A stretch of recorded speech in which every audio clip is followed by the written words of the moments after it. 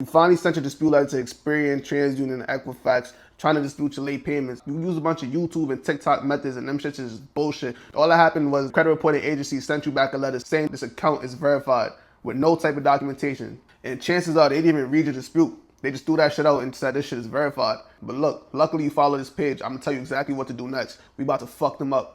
15 USC 1666B. When you use that in a dispute, you're basically demanding the credit reporting agency and the bank show you documentation that they sent you out the disclosures on time, right?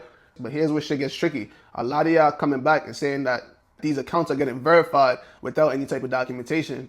So basically, you're doing all this research, you're finding the laws, you're putting a dispute template together, you're taking the time out to mail it out to the companies and shit, just for them to say that the account has been verified, and they don't got no type of documentation proving they verified it. They just stamp verified on it, and that's that. They basically didn't even read your dispute. And I know how you feel. You probably feel like you just wasted mad time. But let me put you onto some source. So look, after you send out your first dispute saying, hey, 15 USC 1666B, time of payment, blah, blah, blah, disclosures, XYZ. You're going to want to, first of all, in your first template, you should be using 1666B mixed with 15 USC 1681I because it forces them to give you a description of investigation. So once you say 1681I, the banks and the credit unions, they got to give you the exact rundown on how they're going to investigate your dispute.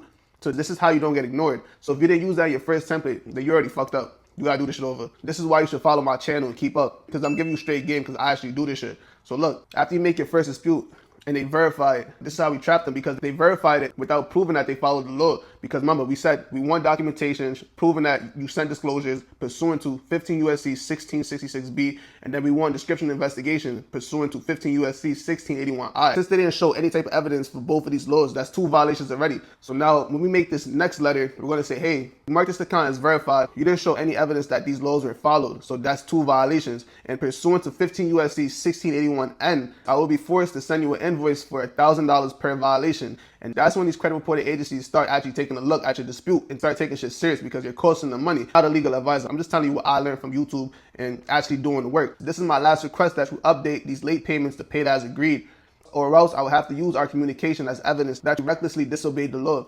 specifically the FCRA, and you caused harm to my reputation, leading to multiple credit application denials. If these lates aren't updated or the account removed, you will be held liable to it. And just because you stuck to the end of this video, let me put you onto some extra source. At the end of your dispute, you can add in 15 USC 1681S-2 and basically say, I'm holding all parties accountable for damages on my reputation in my credit report. What that law basically does is it makes everybody liable for a lawsuit, credit reporting agencies, and the bank or institution. Everybody can get it. So look, if you need template 1 or template 2, just comment the letters easy in the comments, and I'm going to send you my template for free. Don't even trip about it.